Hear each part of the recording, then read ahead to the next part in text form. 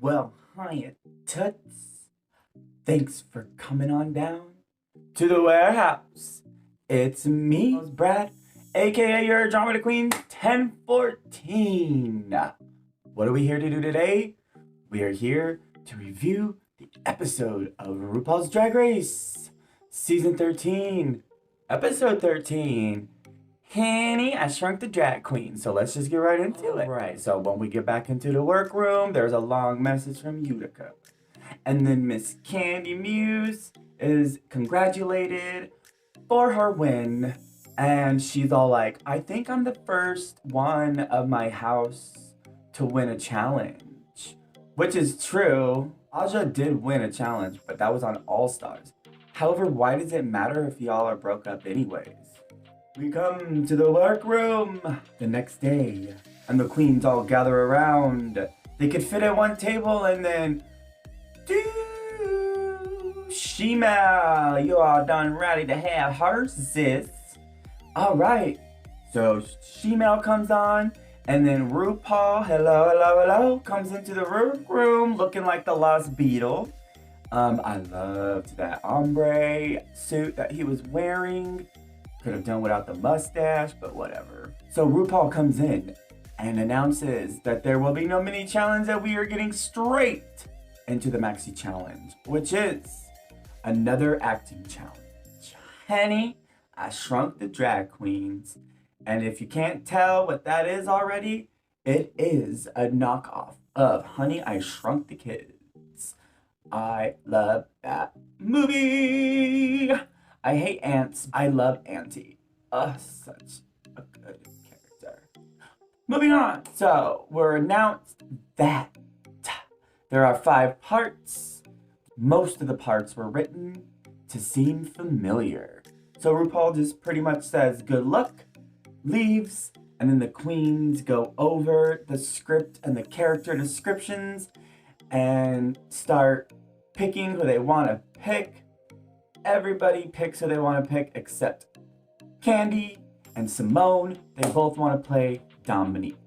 Now, I think Simone should have fought for Dominique just a little bit more because this is the top 5. It is the time to play risks. All right, if you want the part, say, bitch, I want the part. So Candy ends up taking the role of Dominique. All right, we're going to skip the rehearsals and the filming. We're gonna skip the consultation with Michelle Visage and Carson Kressley. And we are just gonna get back into where they're getting ready in drag. The reason I'm not going over the filming is because most of the time with these acting challenges, they manipulate the camera where it's like one person's doing really bad, but they end up doing really well. So I decided to skip all that. So they're putting on their makeup, getting ready for the runway and the premiere of Henny I, Shrunk the Drag Queens. They all have a little touching moment. They're all sisters now. They all talk about what was some queer influences in the media while they were growing up.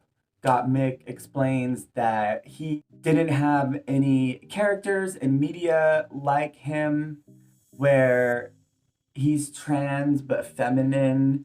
So hopefully that, opens up the door, pioneers for more people to come out and be comfortable with who they are if, that's who they are. Like, live who you are, live your dream, live your fantasy. Oh yeah, I totally forgot to introduce, this is Sir Quax, and hopefully he'll be joining us throughout the journey. I've had him since I was a little kid, and I just found him again, and he's joining us. All right. So Miss Simone has a moment where she is super self-conscious, and she doesn't want to let her house down, the House of Avalon, which Gigi Good from last season is also a part of. And I am pretty sure the whole audience was like, girl, you have 4 wins under your belt. Like, you're fine, I just felt sad for her a little bit because I can get like that myself in my head. Especially when, okay, so I've had some friends work on the show in editing, and one of them was one of the boom holders. And they actually film these seasons in like 13 to 20 days, I believe, is what they're allotted time-wise. So in 13 to 20 days of all of this happening at once, it could be a little overbearing and overwhelming. And I felt sorry for her because, like, she is a front runner and I don't know how she didn't see it. It's because of the pressure. But it's fine. Because now, what are we doing? We're getting into the runway. And RuPaul comes out looking like a silver fantasy.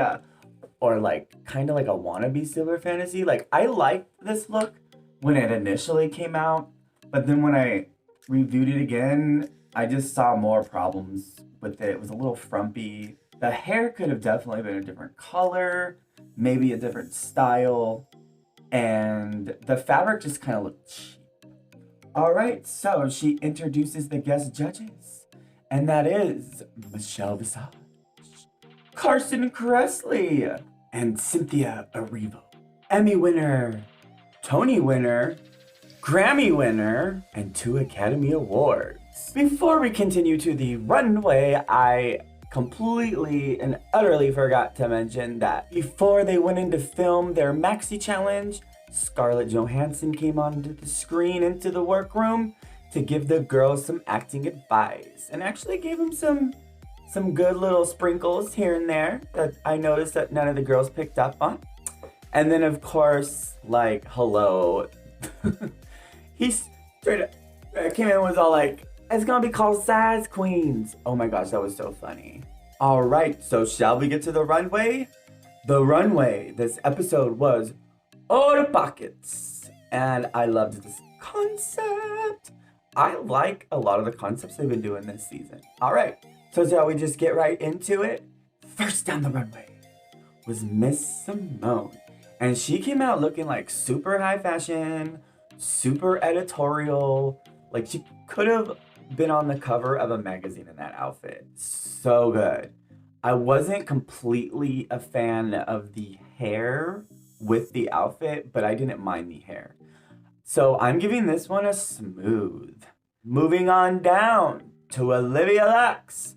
And I'm going to give this one a snooze. And I'm unfortunately giving this one a snooze, and that's because it didn't meet the criteria of the runway.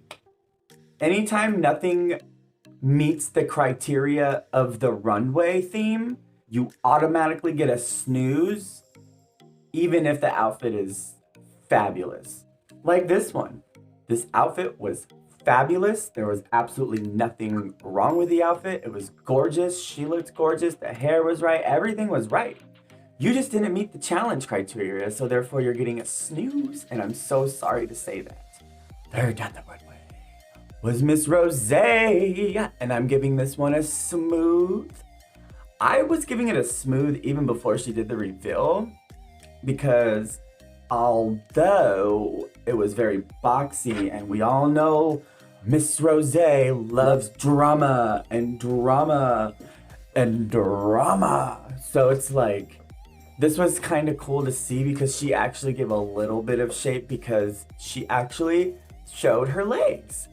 So it was really nice because you could see her neckline. And like the judges said, because of showing her legs and her neck and her arms, she gave herself more of a figure and a silhouette.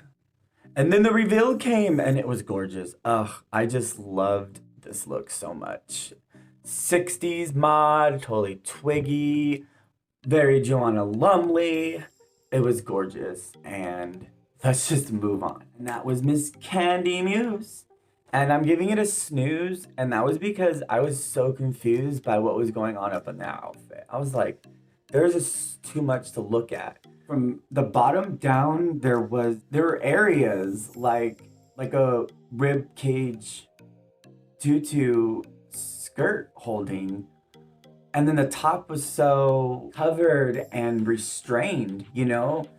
I just didn't get it. I didn't get the placement of the little pockets up here, starting up here. Maybe if she had moved them down just a little bit, the outfit would have made more sense.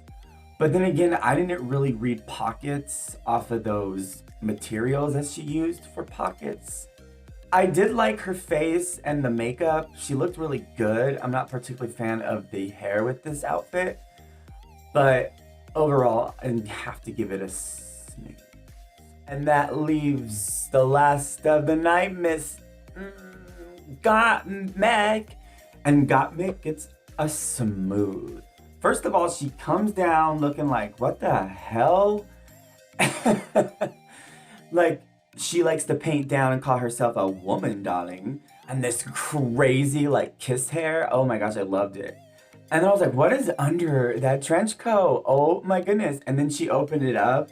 And then you saw the pocket watches. And I was just like, this is brilliant. This is genius. This is high fashion, too. And campy. Camp Couture. And then they focus in on that bodysuit. And it's made of watches. Like, how genius is that? Oh my gosh, like, complete and utter genius. She looked good. She gets a smooth. That brings us to the segment of the worst and the best look of the night. Now, the best look of the night, I'm actually giving to two people. And I'm giving it to two people because both Miss Rosé and Gottmik deserve praise for these outfits. I couldn't not include Gottmik for the artistry that went into that corset. And this is probably one of Rosé's best looks down the runway. Right, so that leaves us with our worst look of the night. And even though Miss Olivia Lux didn't meet the criteria, she's going here. But my main pick is going to be Miss Candy Muse. I just didn't like the outfit. We already explained why. Moving on. So the queens are on the runway and Miss RuPaul starts the movie. Henny I, Shrunk the Drag Queens. Now, I'm not gonna go over the whole movie. I'm just gonna go over the performances. Simone. I felt she gave the same character as she has been giving. However, unlike Olivia, she knows how to go more over the top and she knows comedic timing just a smidge better.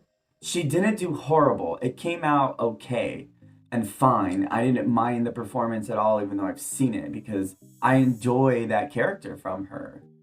So I didn't have a problem with her performance, although I do wish she would have pushed herself a little outside of the acting norm that she falls into.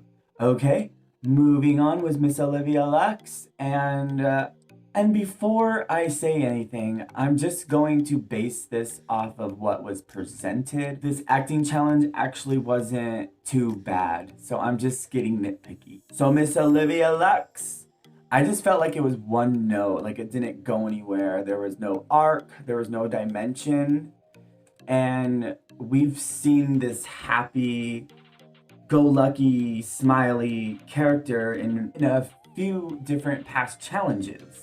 And unlike Simone, she just can't like go any further, like break it, make the character more.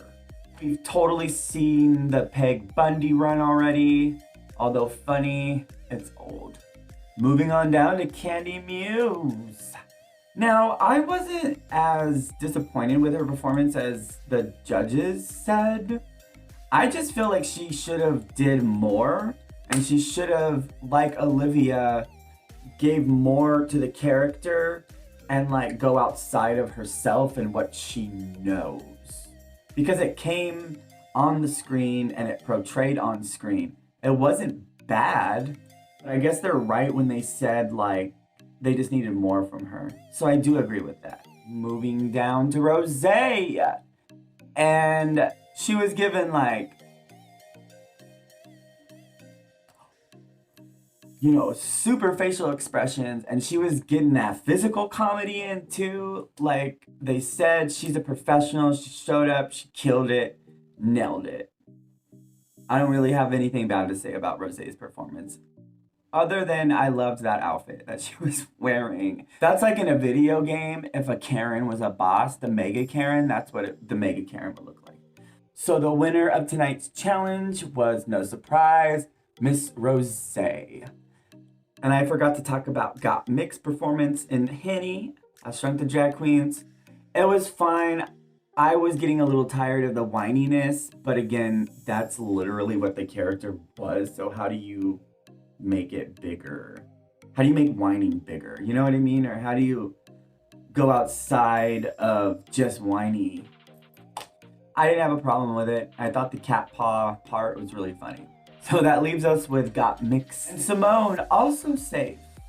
So in the bottom two was Miss Olivia Lux and Candy Muse. And they had to lip sync to Strong Enough by Cher. Now, I loved both of them during the performance. Yes, Olivia was doing kind of the same thing like she does in acting challenges. But when it comes to a lip sync, it's fine. I could feel her fighting.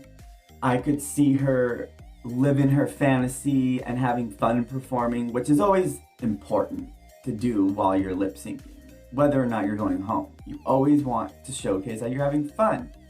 And that's where Candy comes in. She was having a lot of fun with it and bringing in little gags. You know, she gotta go. And she brought a lot of facial gags. She brought in a little bit more comedy. Now I say, when you're having fun with a lip sync or a performance like Rosé, Candy was having fun. And that translates better during a performance, definitely during a lip sync for your life. So that helped, and definitely helped in her favor. So the song ends. Candy Muse gets the Shantae and stay, while Miss Olivia Lux gets the sashay away. Now, I have enjoyed Miss Olivia Lux for the most part on this season of Drag Race. I was excited to see her lip sync when she lip sync. Definitely would love to see her live. Definitely would love to see what kind of looks bring live as well. She's overall a good queen. I thought she was gonna definitely be in the top 4 too. However, it was, in my eyes, definitely her time to go. All right.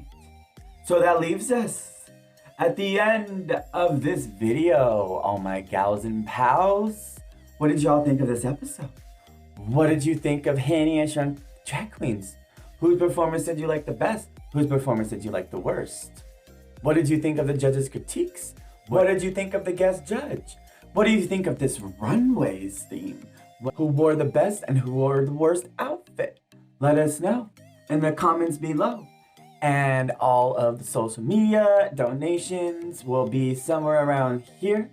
And I, Brad, aka your Drama Queen 1014, thanks all my gals and pals for setting your clocks for 1014 and coming on down to the warehouse. Toodles.